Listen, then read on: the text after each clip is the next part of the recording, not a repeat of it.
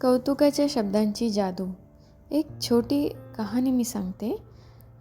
काय झालं की मी प्रवास करत होते ऑफिसला जाताना.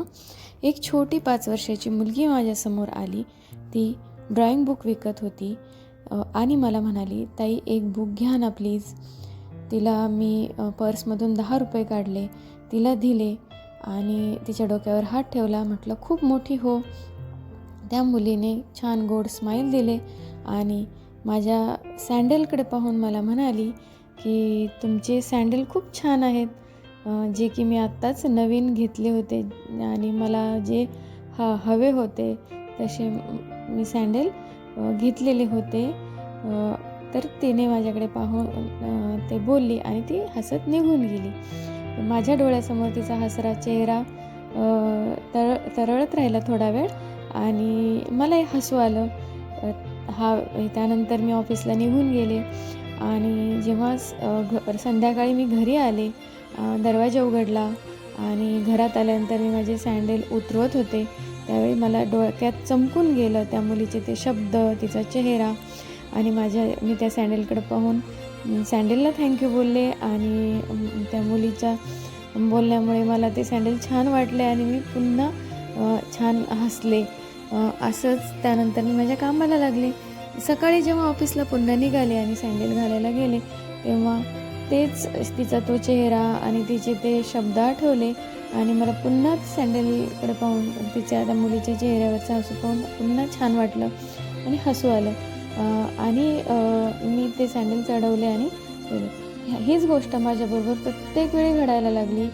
मग मी जेव्हा ते सँडल घालते, असे जवळजवळ आज 5 दिवस होत आले आहेत आणि मला त्या मुलीचा चेहरा अजूनही डोळ्यासमोर येतो. तिचं ते स्माईल येतं, मलाही चेहऱ्यावर स्माईल येतं आणि मी तिला खूप आशीर्वाद देते त्या क्षणाला, जेव्हा मला थँक्यूही बोलते आणि तिचा आशीर्वादही देते.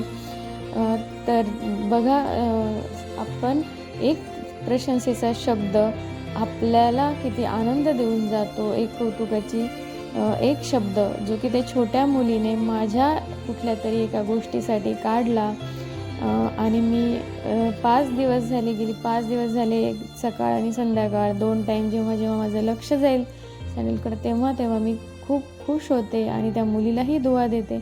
म्हणजे ह्यातून ही खूप मोठी शिकण्यासारखी गोष्ट माझ्यासमोर आली की एक शब्द जर आपण दुसऱ्यांसाठी प्रशंसेचा बोलला तर युनिवर्सचा जो लॉ आहे की आपण जे देतो तेच आपल्याला रिटर्न येतं.